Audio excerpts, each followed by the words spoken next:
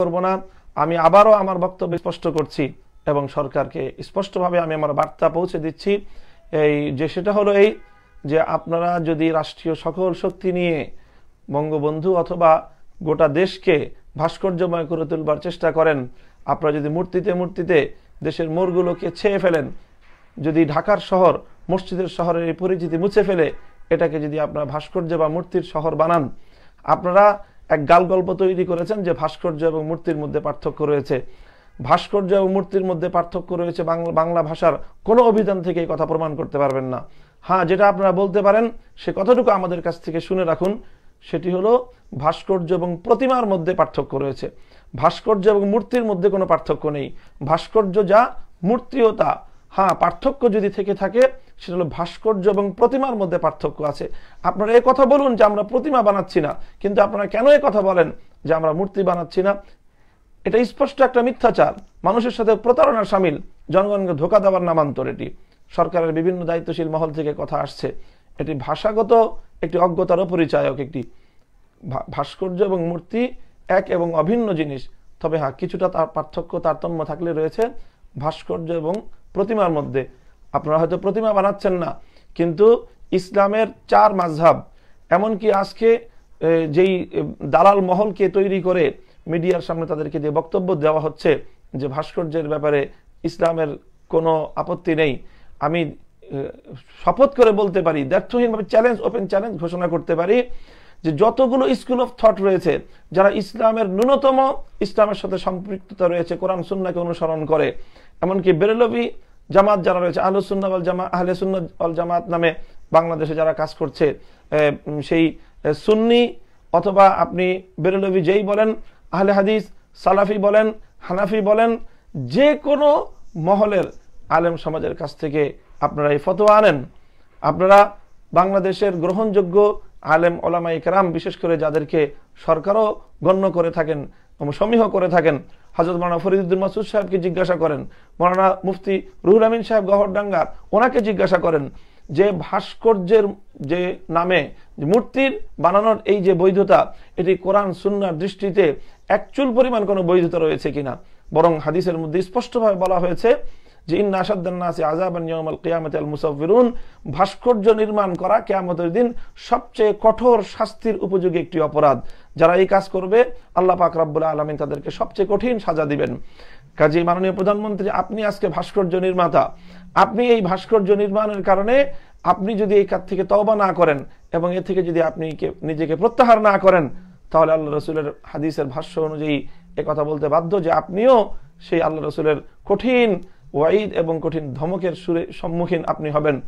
আমরা এই কথাগুলি আপনাদেরকে বলছি, আমরা আপনাদের শত্রু নই, বরং আমরা আপনাদেরকে নসিহা করছি, আমরা আপনাদের কল্যাণকামিতা করছি।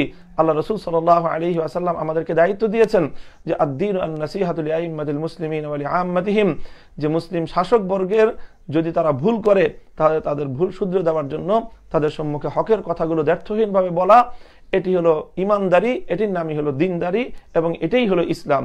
কাজে সেই ইসলামের মূল কথাগুলো আমরা বলছি, আমাদের কথাগুলোকে আপনারা সদা বিবেচনার জন্য নিন।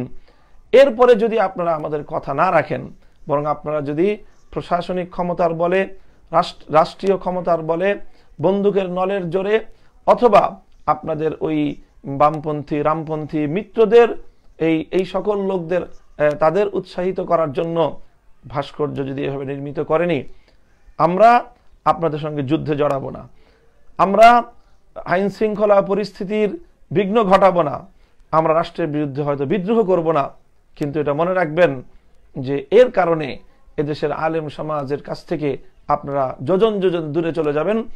আলেম সমাজ যারা সত্যিকার অর্থে ইসলামকে ন্যূনতম ভালোবাসে, তারা কখনোই এভাবে রাষ্ট্রীয় পর্যায়ে ব্যাপকভাবে মূর্তি সংস্কৃতিকে মেনে নেবে না।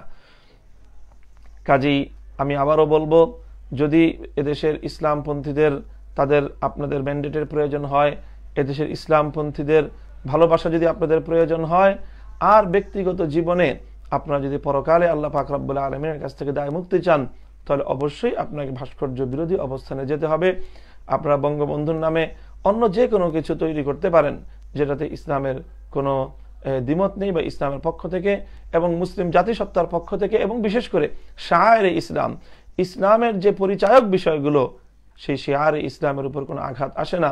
রাষ্ট্রীয়ভাবে ব্যাপকভাবে বড় ধরনের মূর্তি স্থাপন করা এটি শিয়ারে ইসলামের সঙ্গে সাংঘর্ষিক এবং ইসলামের মূল পরিচয়ের উপর আঘাতকারী এবং মুসলিম জাতিসত্তার যে তাদের যে বৈশিষ্ট্য এবং তাদের যে পরিচয় সেই পরিচয়ের সাথে সাংঘর্ষিক। কাজে সেই জায়গাটিকে আপনারাই বিবেচনা করুন। আমরা আমাদের মধ্য থেকে যারা বলেছেন, এমন অনেক আক্রমণাত্মক কথাও বলা হয়েছে, এটি আবেগের বশবর্তী হয়ে বলা হয়েছে। হয়তো শেষ পর্যায় পর্যন্ত একটি রাষ্ট্রের বিরুদ্ধে জনগণ হয়ে, সাধারণ নিরস্ত্র মানুষ হয়ে আমরা রাষ্ট্রের বিরুদ্ধে যুদ্ধে পারবো না বা যুদ্ধে যাব না, যুদ্ধে জড়াবো না, তাদের সঙ্গে আমরা সংঘাতে জড়াবো না। কিন্তু আমরা আমাদের যে হৃদয়ের যে ব্যথা, আমাদের হৃদয়ের যে আকুতি, আমাদের যে মর্মবেদনার কথা, আমাদের যে কান্নার কথা, আমাদের যে অশ্রু ঝরানো যে আবেগ মাখা আমাদের যে আহ্বান, সেটা তো আমরা জাতির কাছে বলেই যাব এবং বলতেই থাকব যতদিনে দেহে প্রাণ আছে, যতদিনে ধমনীত রক্ত আছে এবং যতদিন এর হৃদয়ে স্পন্দন অবশিষ্ট থাকবে ইনশাআল্লাহুল আজিজ। কাজী আজকের বক্তব্যের মাধ্যমে আমি এই সকল ভুইফোর সংগঠন যারা রয়েছে, মুক্তিযুদ্ধ মঞ্চ নামক কিছু কিছু সংগঠন, তারা আমাদের এই ইমানি বক্তব্যগুলোকে তারা প্রোটেকশন, তারা কাউন্টার করছে, তারা আমাদের এই বক্তব্যগুলোর প্রতিবাদ করছে। আমরা বলবো যে মুক্তিযুদ্ধের মঞ্চ নাম দিয়ে মুক্তিযুদ্ধকে তোমরা কলঙ্কিত করার চেষ্টা করবে না। তোমরা তোমাদের এই অপবিত্র নাপাক খেয়াল যদি বাস্তবায়ন করতে চাও, তোমাদের এই অপবিত্র চিন্তা দর্শন যদি বাস্তবায়ন করতে চাও, বলতে চাও, তাহলে তোমরা তোমাদের অপবিত্র কোনো ওই মূর্তি পূজারী কোনো শিরোনাম সামনে আনো। বাংলাদেশের মুক্তিযুদ্ধ মূর্তি ইস্টাবলিশ করার জন্য হয়নি। বাংলাদেশের মুক্তিযুদ্ধ ঘোষিত হয়েছিল ইনশাআল্লাহর নাম নিয়ে। বঙ্গবন্ধুর 7ই মার্চে রেসকোর্সের ময়দানের ভাষণের সর্বশেষ বক্তব্য ছিল, তবু দেশের মানুষকে মুক্ত করে ছাড়বো ইনশাআল্লাহ।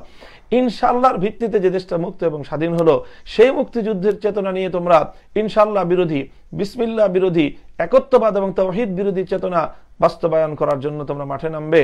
এর চেয়ে বড় ধোঁকাবাজি, প্রতারণা জাতির সঙ্গে আর কিছুই হতে পারে না। এই জনবিচ্ছিন্ন এই কিছু নাস্তিক মুরতাদ, এবং আমার কাছে মনে হচ্ছে প্রশাসনের মধ্যেও 2-4 জন নাস্তিক মুরতাদ রয়েছে যারা চাচ্ছে সরকারকে সম্পূর্ণ ইসলামপন্থীদের সাথে একটি সাংঘর্ষিক অবস্থায় নিয়ে যেতে, এবং এর মাসুল অতীতেও সরকারকে গুনতে হয়েছে, আওয়ামী লীগকে গুনতে হয়েছে। আমরা আশা করব যে সরকারের বোধোদয় হবে এবং চিহ্নিত সেই মহল, আমাদের মধ্য থেকে পরাজিত সেই ঘাপটি মেরে দুষ্ট চক্র, যাদের সাথে প্রশাসনের নাস্তিক মুরতাদদের দোসর চক্রটি জড়িয়ে তারা দেশব্যাপী আজকে আবার সরকারকে ইসলাম বিরোধী একটি শক্তি হিসেবে চিহ্নিত করবার যে পায়তারা করছে, সে ব্যাপারে তারা সতর্ক হবে। এবং সেই সাথে আমি দেশবাসীর কাছে আমার বর্তমান এই অবস্থান ব্যক্ত করে আমি আপনাদের সকলের কাছে দোয়া কামনা করি, সকলের আন্তরিক সহযোগিতা চাই যে ইনশাআল্লাহ জীবনের শেষ মুহূর্ত পর্যন্ত যেন হকের উপর অটল এবং মজবুত থাকতে পারি, দৃঢ় থাকতে পারি, এবং আমাদের এই কথা, আমাদের বক্তব্য কোথাও কোনো গোজামিল নেই। বাইরে যেটা, ভিতরেই সেটা লালন করি, মুখে যেটা উচ্চারণ করি, হৃদয়ে সেটাই বিশ্বাস করি। কাজী আল্লাহ পাক রব্বুল আলামিনের কাছে সাহায্য কামনা করি। আল্লাহ রব্বুল আলামিন যেন চলমান এই অপপ্রচারণার এই যে যুদ্ধ, এই যুদ্ধে যেন আল্লাহ পাক রব্বুল আলামিন শত্রুদেরকে ব্যর্থ করে দেন এবং আল্লাহ যেন আমাদেরকে সফল কাম করেন। তাছাড়া হেফাজতে ইসলামের আরেকটি বিষয় রয়েছে, সেই কথাটি বলতে হবে। সেটি হলো যে হেফাজতে ইসলামের যে নতুন নেতৃত্ব নির্বাচন হলো, সেই নতুন নেতৃত্ব নির্বাচনের ক্ষেত্রেও প্রশাসনের একটি মহল নানাভাবে আমির হেফাজত সহ শীর্ষ নেতৃবৃন্দের উপর ব্যাপকভাবে চাপ প্রয়োগ করেছিল তাদের মনোভূত নেতৃত্ব নির্বাচন করার কারণে। কিন্তু তাদের মনোভূত নেতৃত্ব নির্বাচন না হওয়ায় তারা ব্যাপকভাবে ক্ষেপেছে।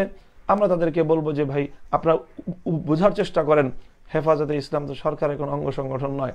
হেফাজতে ইসলাম তার আপন জায়গা থেকে দায়িত্ব এবং ভূমিকা পালন করবে, এবং সরকারের ইসলামের সপক্ষের যে কোনো ভূমিকাকে ইনশাআল্লাহ অতীতের মতো ভবিষ্যতে হেফাজতে ইসলাম সহযোগিতা করবে, এবং ইসলাম বিরোধী যে কোনো ষড়যন্ত্র দেখলে হেফাজতে ইসলাম নিয়মতান্ত্রিকভাবে রাষ্ট্র এবং সরকারের কাছে দাবি উত্থাপন করবে, দৃষ্টি আকর্ষণ করবে।